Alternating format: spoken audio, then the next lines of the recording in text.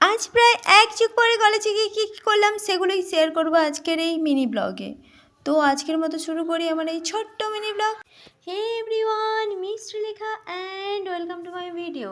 Ready হচ্ছিলাম কলেজে যাওয়ার জন্য। আমার বাবু বেশি কিছু লাগে না, এই না যে আমি সাজতে পছন্দ করি না, কিন্তু ভাই যা ল্যাদ লাগে তাই একটা বড় ক্লিপ রেখে চুলগুলো উপরে তুলে রাখি।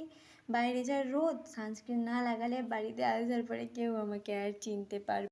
আর এইটুকু সানস্ক্রিনের দামে নিয়েছিল 2000 টাকা। ভাই একটু নষ্ট করা যাবে না, যা রাতেও মেখে নিলাম। তারপরে এই তো রেডি সেডি হয়ে বসে গেছি খেতে।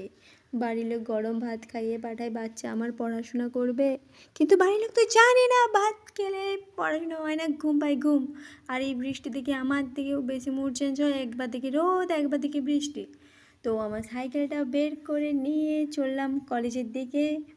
আর ভাই বৃষ্টির পরে এই জায়গাটা এত এত সুন্দর লাগে, আমার তো খুব ভালো লাগে এই রাস্তায় সাইকেল চালাতে।